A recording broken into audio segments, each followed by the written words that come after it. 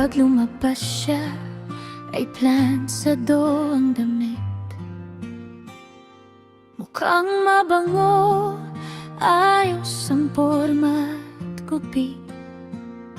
Sapatos, kumikinang, buhok ay maayos. Pag nakita mo siya, talagang kahanga-hanga't ayos.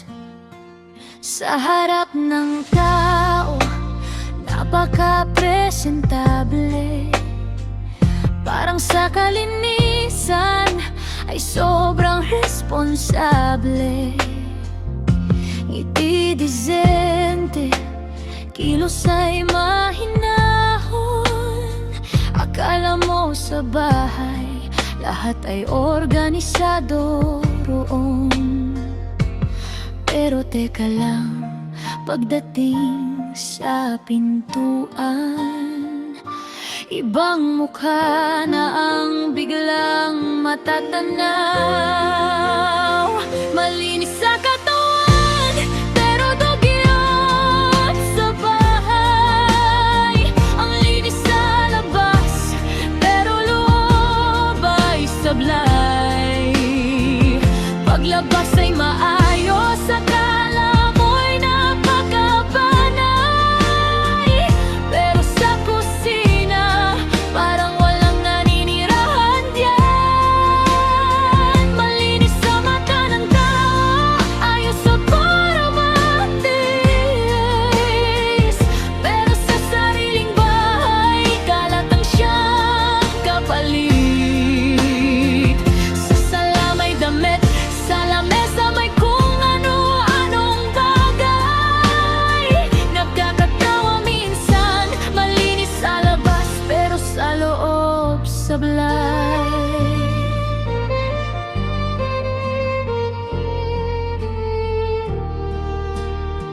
Sa kusina'y plato, tila may pista kahapon. May baso sa gilid at mumo sa bawat sulok noon. Ang lababo puno, kawali di mahugasan. Parang ilang araw nang walang dumaan. Sa kwarto naman, grabe ang eksena. Una na sa sahig, kumot ay gusot na. Mga damit nakakalat, tila dinaanan ng bagyo. Pagpasok mo pa lang, mapapailing ka, totoo. Pag sa labas ay mukhang napakalinis, pero sa loob pala, doon ka mapapaisip.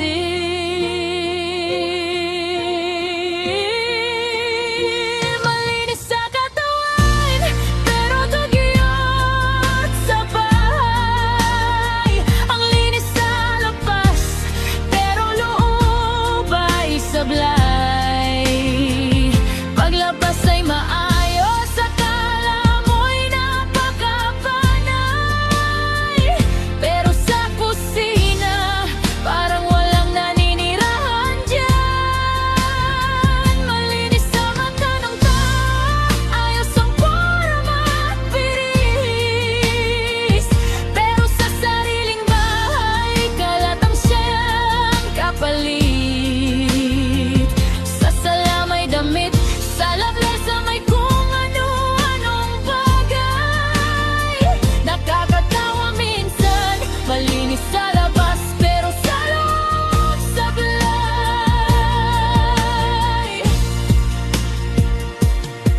Hindi naman masama ang magmukhang maayos, pero sana pati loob huwag pabayat magulo.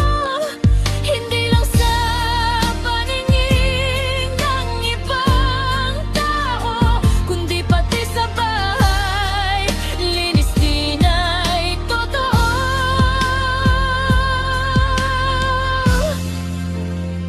Malinis sa katawan, pero dugyot sa bahay. Ang linis sa labas, pero loob ay sablay. Ang labas ay maayos, akala mo'y napakapanay, pero sa loob ng bahay, ibang-iba ang buhay. Malinis sa mata ng tao, ayos ang forma at bihis, pero sa sariling bahay, kalat ang siyang kapalit. Nakakatawa man minsan, may aral ding kasabay. Ang tunay na kalinisan sa loob nagsasabuhay. Sa labas ay makinis, sa loob ay magulo. Ayusin din ang bahay